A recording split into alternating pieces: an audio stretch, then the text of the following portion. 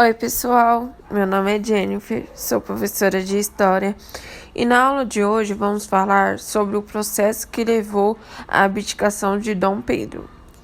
Lembrando das nossas outras aulas, vamos relembrar os processos que levaram até aqui, tudo bem? A família real vem para o Brasil por causa da Guerra Napoleônica. Teve a abertura dos portos a nações amigas, que levaram Portugal a uma grande crise econômica. Em 1815, Dom João não tinha qualquer intenção de voltar para Portugal. Acontece a Revolução Liberal do Porto em 1820 e implanta uma constituinte em Portugal e pede a volta da família real. Dom João volta em 1821 e deixa seu filho como regente, o príncipe Dom Pedro. O Brasil participa da Constituinte feita em Portugal. Porém, as escolhas lá não eram exatamente o que pretendiam aqui no Brasil. E a grande ameaça do Brasil voltar a ser uma colônia deixava os grandes comerciantes assustados. Então, Dom Pedro declara independência em 1822. Em 1823, ele dissolve a Constituinte feita aqui e em 1824 ele outorga a nova Constituição, como vimos na aula passada. Com essa nova Constituinte de 1824, Dom Pedro sempre teria a última palavra, com o poder moderador, tendo assim o poder superior ao dos outros. Mas em 1831, ele abdica do trono. Vamos entender essa trajetória? Bom, essa aula foi pensada em cima do livro do Boris Fausto, História do Brasil. Boris Fausto é um historiador. Ele nasceu no dia 8 de dezembro de 1930, ele tem 90 anos. Brasileiro, ele nasceu aqui em São Paulo. Ele fez bacharel em 1953 na Faculdade de Direito da Universidade de São Paulo, na USP. Em 1966, ele fez bacharel e licenciatura em História na Faculdade de Filosofia, Letras e Ciências Humanas da USP. Em 1965, ele foi professor assistente da Faculdade de Filosofia e Ciências Humanas da Pontifícia Universidade Católica de São Paulo. Em 1968, uma pós-graduação em Metodologia de História. Em 1968 também ele foi doutor em História. Em 1975, ele é livre-docente em Ciências Políticas. Em 1988 a 1997, ele foi professor colaborador do Departamento de Ciências Políticas da USP. Em 2001, ele ingressa na Academia Brasileira de Ciências.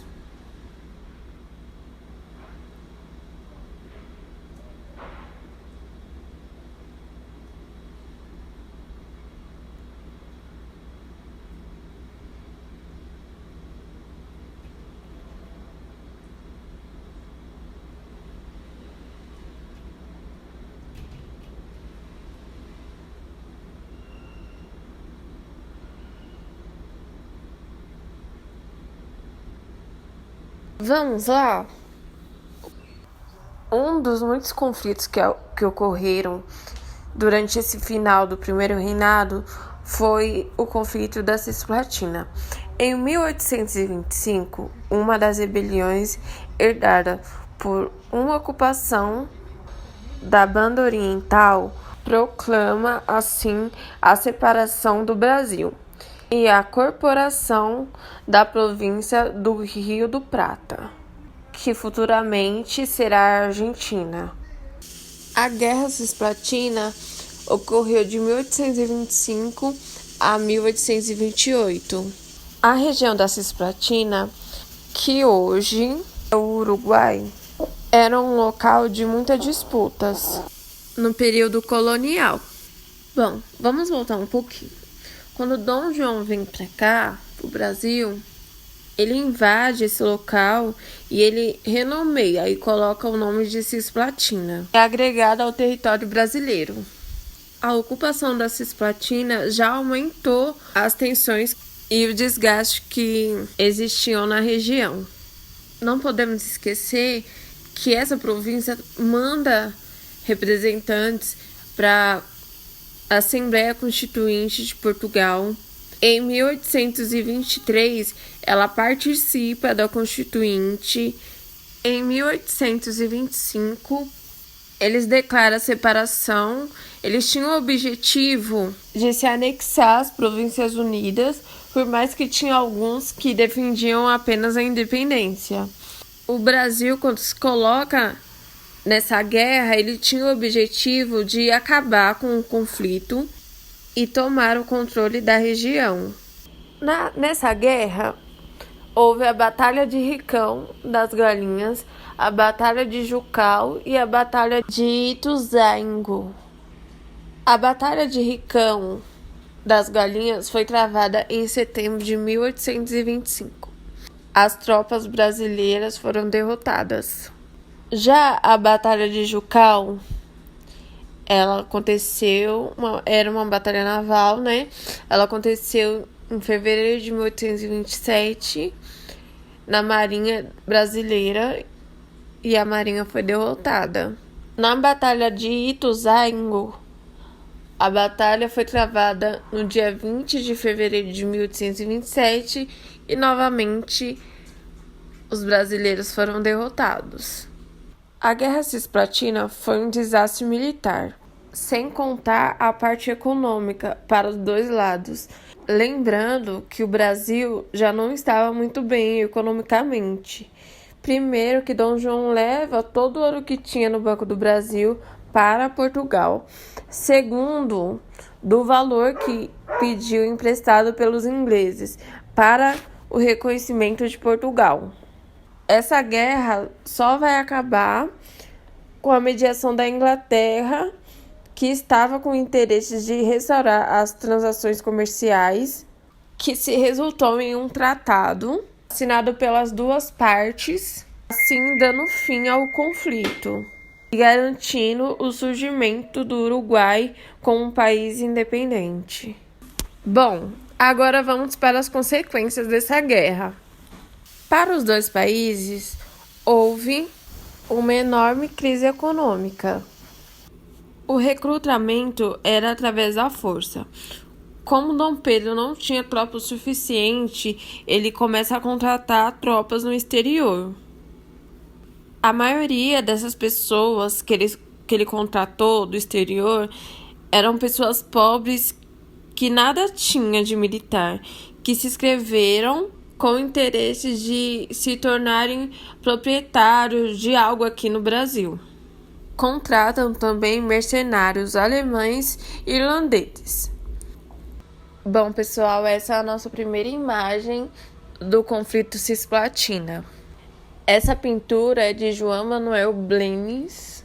Ele retrata os 33 orientais, que era aliado de João Antônio Lavalleja.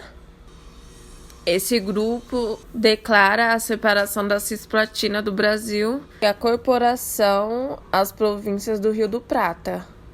Bom, essa nossa próxima imagem é para vocês entenderem aonde está localizada a província Cisplatina, tá? Ela é de 1817 até 1828, ela é uma província do Brasil.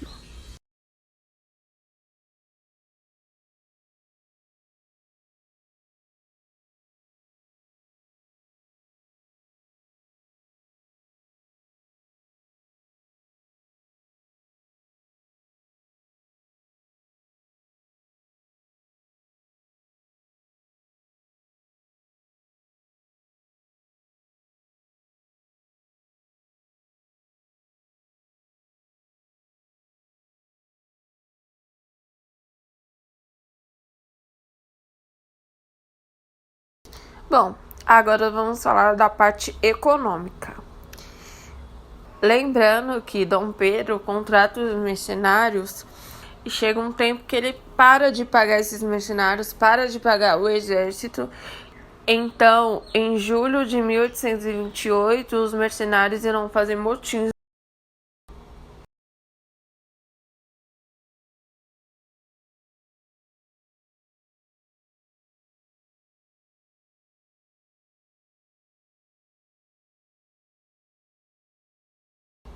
Bom, agora vamos falar da parte econômica.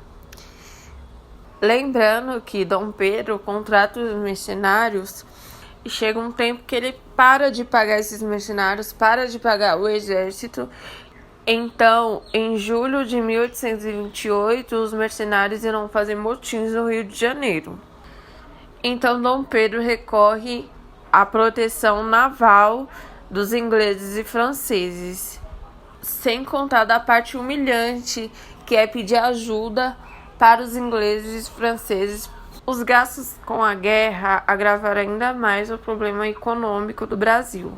Lembra, pessoal, que eu mencionei sobre a condição para a Terra exigir um novo tratado comercial para o reconhecimento da independência? Em 1827, é assinado um tratado que garantia a tarifa privilegiada de 15% sobre a entrada de seus produtos. E naquela época, a única fonte de lucro do Brasil era em cima das taxas alfandegárias. O café é o único produto que aumenta o seu preço durante esse primeiro império. O resto dos produtos do Brasil acabam caindo seus valores. Já o Banco do Brasil, criado por Dom João, com o ouro trazido de Portugal, que ele leva novamente quando volta em 1821, começa a passar por grandes dificuldades. Dom Pedro recorre à emissão de uma grande quantidade de moedas de cobre, dando origem à falsificação e aumento de custo de vida. O Banco do Brasil é fechado em 1829. Um dos motivos foi a diferença do valor do papel moeda em cada parte do Brasil. Por exemplo, em São Paulo, o valor do papel moeda circulava pela metade do seu valor, normalmente. Teve também a moeda inglesa. Bom, agora vamos para a parte das desconfianças do Império. Toda a população tinha medo que Dom Pedro tentasse unir novamente o Brasil como o Reino Unido de Portugal e Alvarez, principalmente depois da morte de Dom João. Também ocorria um grande medo pela Inglaterra, pois se seu irmão Dom Miguel assumisse o trono, ocorreria uma aproximação de Portugal com a Santa Aliança, e isso não agradava ao governo inglês. Mesmo assim, Dom Miguel vira rei de Portugal e Algarês entre 1826 e 1834. Voltando para o Brasil, já a gente continua falando sobre Portugal. Os soldados aqui estavam insatisfeitos com Dom Pedro, com os atrasos no pagamento e a rígida disciplina. A derrota militar e a presença de oficiais portugueses em postos de comando pioraram a situação.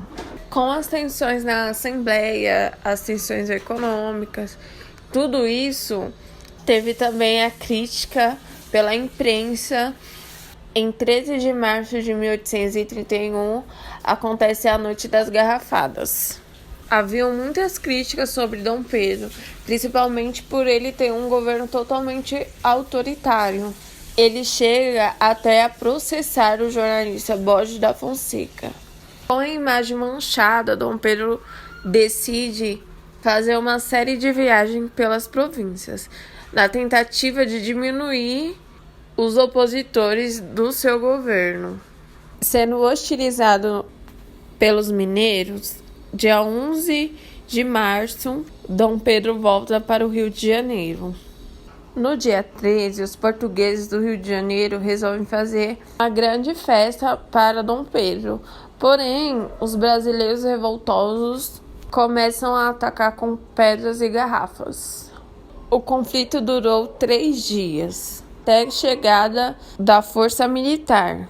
Entre os presos da briga, encontra jovens militares.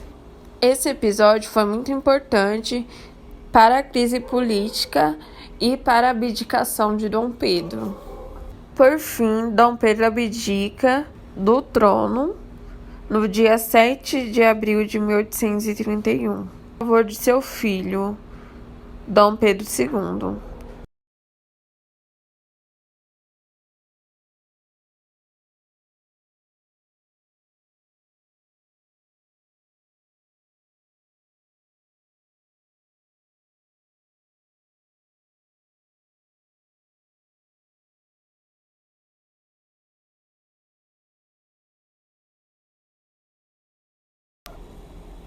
Bom, agora vamos falar sobre Dom Pedro. Após a sua abdicação, ele vai para a Europa. Lembrando que eu citei Dom Miguel aqui e que ele estava governando Portugal. Ele usurpa esse título monárquico da sua sobrinha Maria da Glória. Quando Dom Pedro vai para a Europa, procura apoio para causa da sua filha.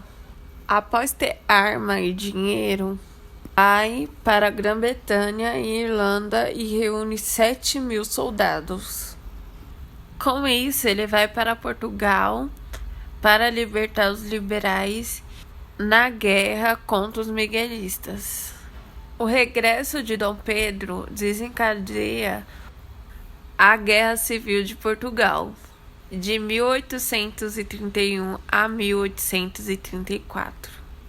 Em 24 de abril de 1834, acontece uma aliança na Europa das 4 nações mais fortes da Europa que decidem intervir militarmente para tirar Dom Miguel do poder. Com essa ajuda, Dom Pedro consegue fazer ele abdicar do poder a favor de Dona Maria.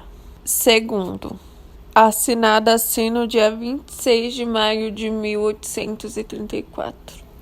Bom, agora vamos ver algumas imagens desses acontecimentos. A primeira imagem é de Dom Pedro I, entregando a carta de abdicação. Quem fez essa imagem foi Aurélio de Figueiredo. Nasceu em 1854 na Paraíba e falece em 1916 no Rio de Janeiro. O nome do quadro é A Abdicação do Primeiro Imperador do Brasil, Dom Pedro I. A data da obra é 1911.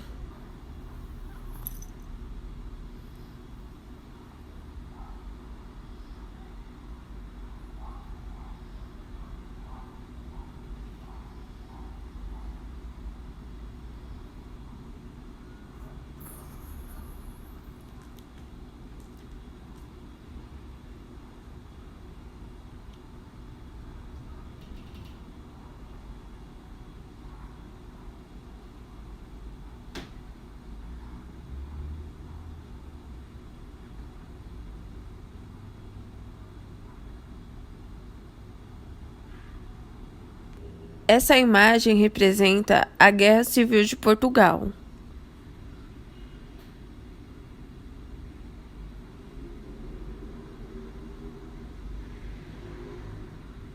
É interessante analisarmos essa imagem, pois me parece que quem segura eles, de um lado, é os ingleses, do outro, os miguelistas.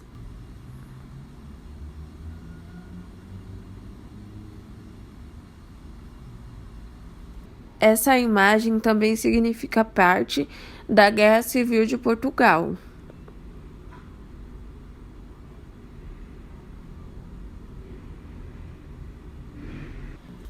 Essa é a imagem de Dom Pedro II. Para quem não sabe, Dom Pedro II nasceu em 1825.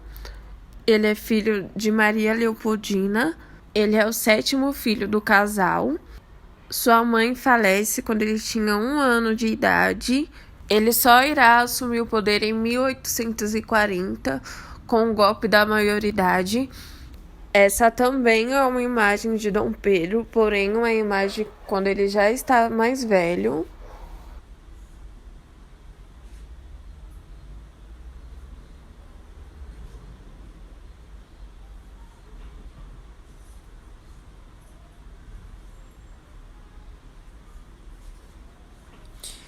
Bom, para finalizarmos essa etapa do Primeiro Império, vamos para a área agora de curiosidades.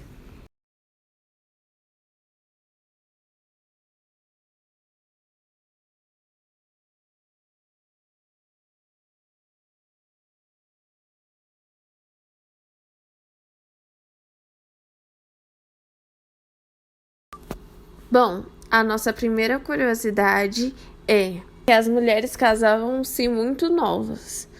A partir do momento que elas podiam ter herdeiros, elas já podiam se casar. O que vocês vão ver em muitos livros era que as meninas, elas se casavam com homens bem mais velhos, mais de 20 anos do que elas. Os matrimônios eram totalmente arranjados. Geralmente, quando elas se casavam, era beneficiado os dois lados da família, o dela e o dele. Muitas vezes, os dois só se conheciam no dia do casamento.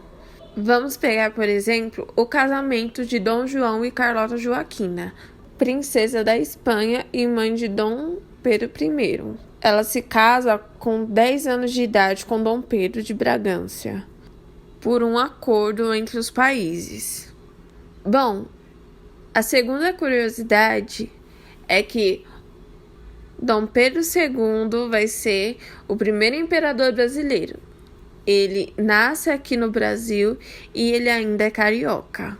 Ele nasce num palácio na Quinta da Boa Vista, em São Cristóvão, no Rio de Janeiro. A terceira curiosidade é que Dom Pedro I tinha filhos bastardos e filhos legítimos. Ele teve 8 filhos legítimos com a imperatriz Dona Leopoldina, arquiduquesa da Áustria, e com a imperatriz Dona Amélia. Já os filhos bastardos, não há documentos oficiais que fale sobre a quantidade de filhos que ele teve fora dos seus casamentos. Bom, a quarta curiosidade é que Dom Pedro tinha 8 irmãos: Maria Teresa, Antônio Pio, Maria Isabel Francisca,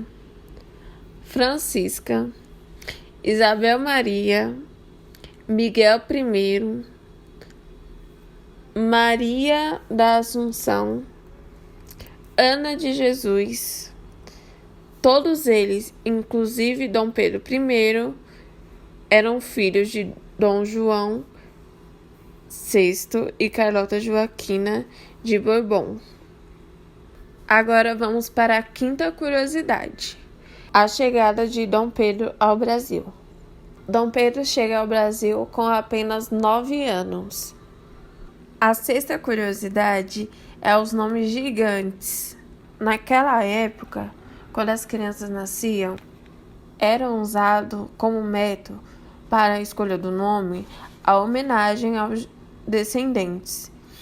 Eles colocavam nas crianças o nome da mãe, do pai, do avô, da avó, da bisavó e do bisavô. Um exemplo disso é o nome que Dom Pedro I dá para o seu filho Dom Pedro II.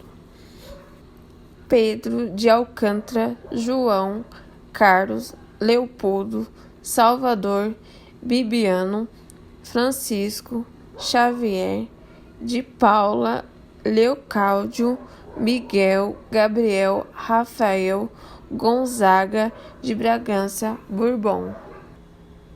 Bom, agora vamos falar sobre as figuras importantes que passaram nesse primeiro império. A primeira é Maria Leopoldina da Áustria.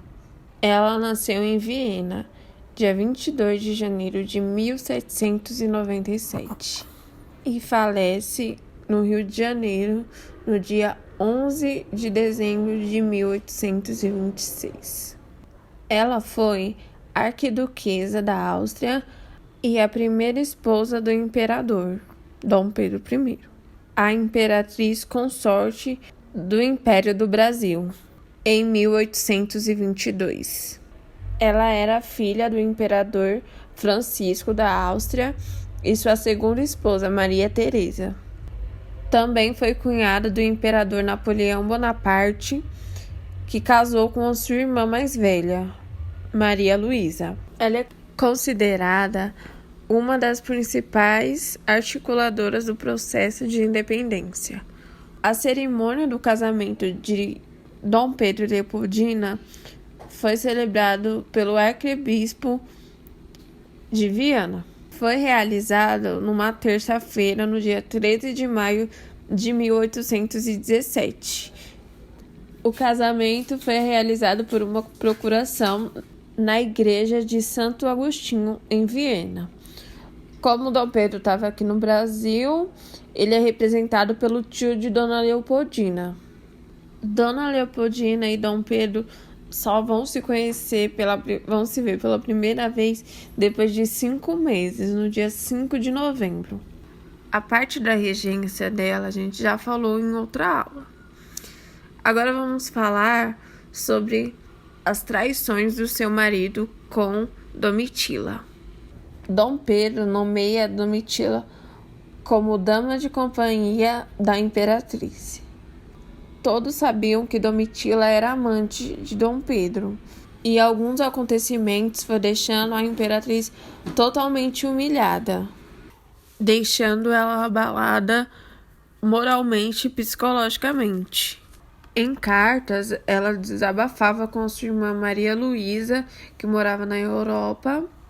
Daí começou a sua saúde declinar.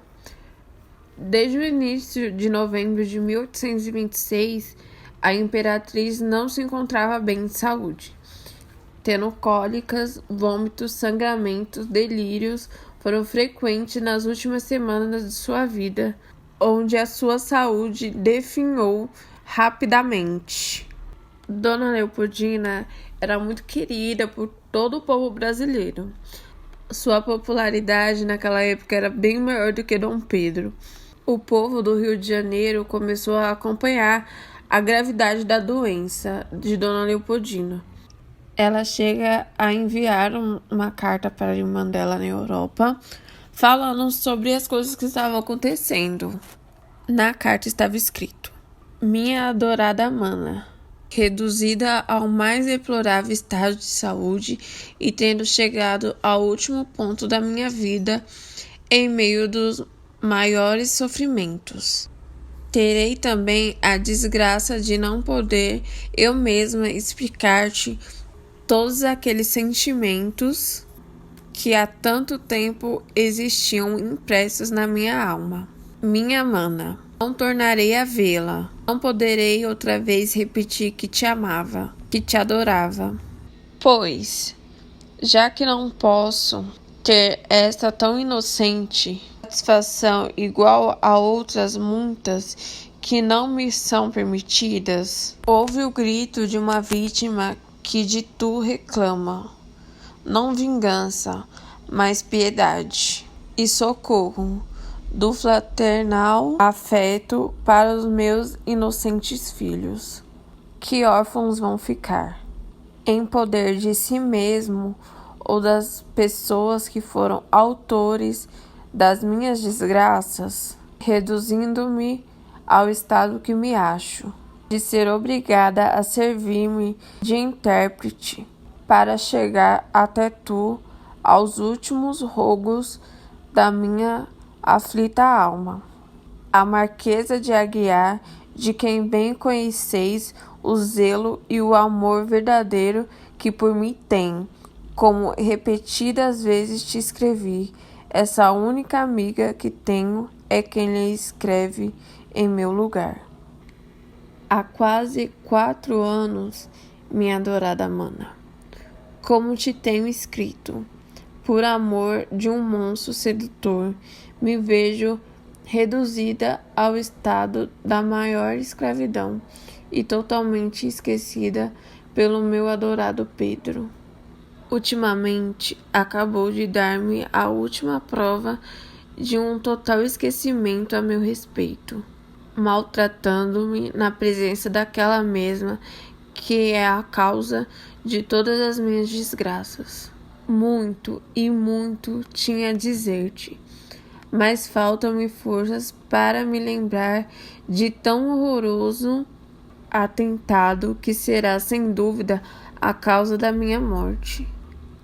Cadolino, que por ti me foi encomendado e que me tem dado todas as provas da maior subordinação e fidelidade, é quem fica encarregado de entregar-te a presente e declarar-te o que por muitos motivos não posso confiar a este papel.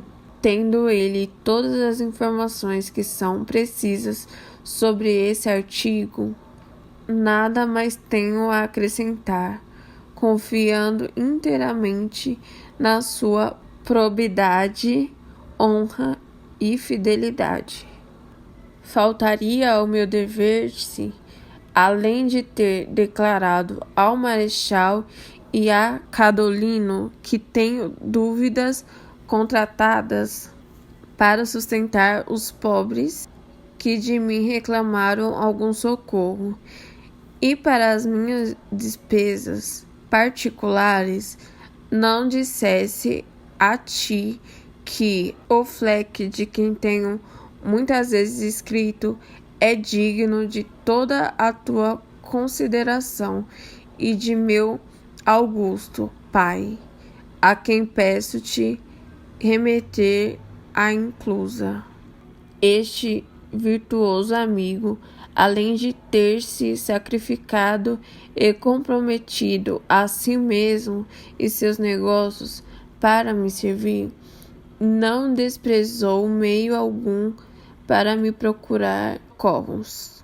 Peço-te, por quanto tens de mais sagrado, de lhe prestares todo o auxílio, de modo que ele possa satisfazer aquelas dívidas que por mim tem contraído. Recomendo esse exemplo da mais virtuosa amizade. Cadolino te dirá qual foi o procedimento de Marechal para comigo.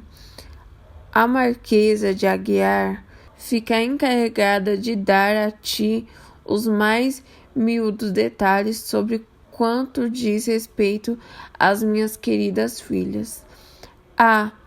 Minhas queridas filhas, que será delas depois de minha morte?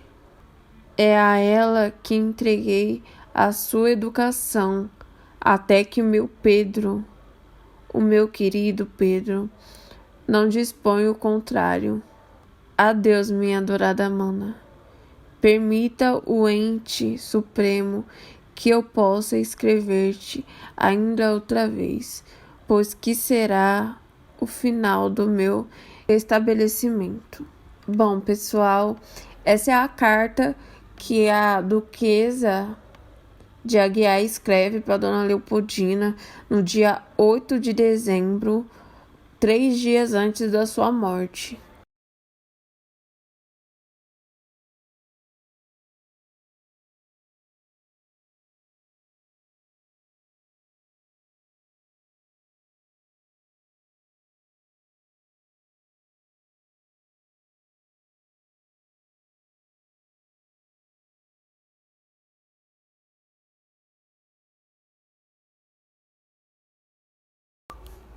Durante a agonia de Leopoldina, surgiu vários boatos, que ela estava sendo prisioneira, que ela estava sendo envenenada. Em 11 de dezembro, o imperador emite um comunicado sobre a morte da sua esposa. Dona Leopoldina morreu no Palácio de São Cristóvão, na Quinta da Boa Vista, bairro de São Cristóvão, na zona norte da cidade do Rio de Janeiro. Ela foi sepultada no convento da Ajuda, na atual Cinelândia. Quando o convento foi demolido em 1911, os restantes mortais foram transferidos para o convento do Santo Antônio, também no Rio de Janeiro, onde foi construído um mausoléu para ela e alguns membros da família imperial.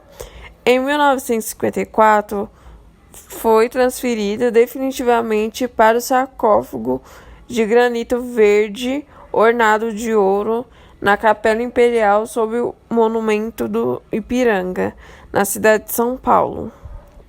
Bom, pessoal, agora vamos para as questões. Primeira questão. Houve a reação dos brasileiros, daí nascente os primeiros tumultos, que se prolongaram por 5 dias.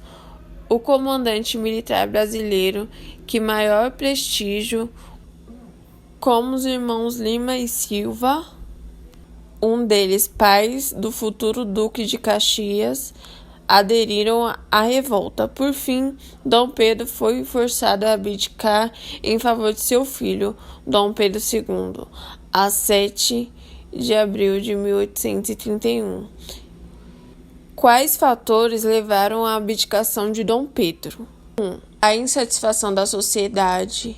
2. Crise econômica. 3. Guerra cisplatina, a qual consumiu recursos do Estado. 4. A Carta Ortogada de 1824. 5. A Guerra de Secessão Americana e a Guerra dos Farrapos. É correto afirmar? A. Nenhuma está correta. B. 1 e 5 apenas. C. 1, 2, 3 e 5 apenas. D. 2, 3 e 4 apenas. E 1, 2, 3 e 4. Bom, pessoal, vou deixar um tempinho para vocês analisarem a pergunta e responder.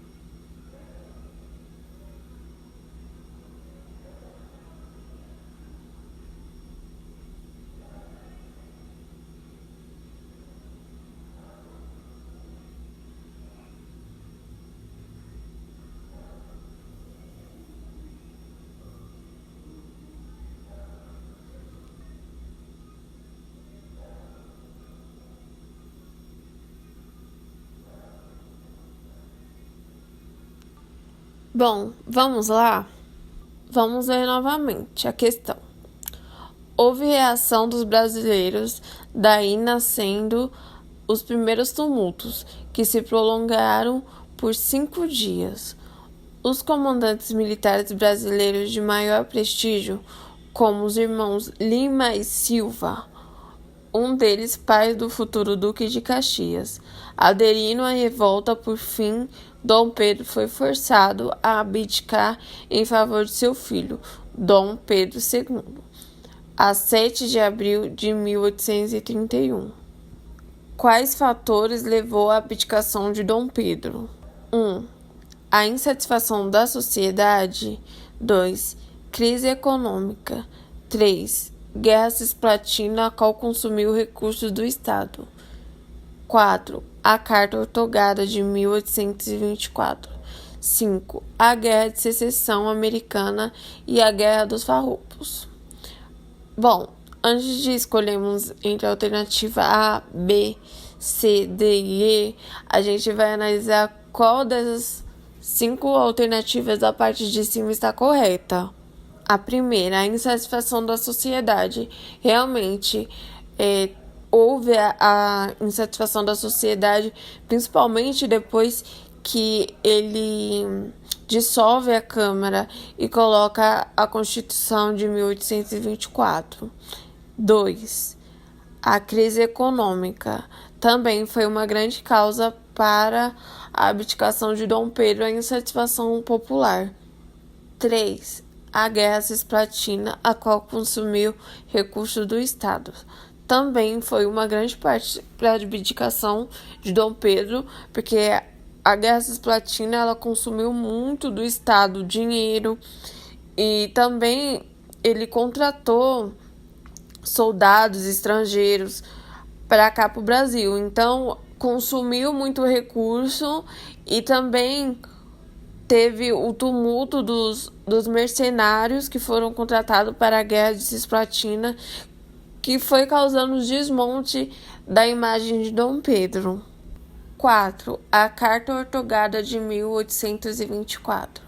Também, a Carta Ortogada foi um dos primeiros e um dos principais motivos que houve essa insatisfação por Dom Pedro, porque no começo, lá em 1822, eles estavam esperando muito por essa Constituição, e quando ele dissolve a Câmara e ortoga em 1824 e coloca o poder moderador, o poder dele acima dos outros poderes, há uma grande satisfação popular e acontece a Confederação do Equador e várias revoltas, né? Vários desmontes da imagem dele em vários jornais, não só de Pernambuco, mas também do Rio de Janeiro. 5. A Guerra de Secessão Americana e a Guerra dos Farrapos. Bom, a alternativa 5 é a única que não está dentro dos motivos que levaram à abdicação de Dom Pedro. Então, vamos para as alternativas. Correto afirmar: A. Nenhuma está correta. B. 1 e 5 apenas. C. 1, 2, 3 e 5 apenas. D. 3, 2 e 4 apenas. E. 1, 2, 3 e 4. As alternativas corretas de 1 a 4. Então, a alternativa correta dessa questão é a alternativa E. Bom, pessoal, nessa última aula sobre o Primeiro Império, vamos falar um pouco sobre a trajetória até aqui. Primeiro teve a independência em 1822.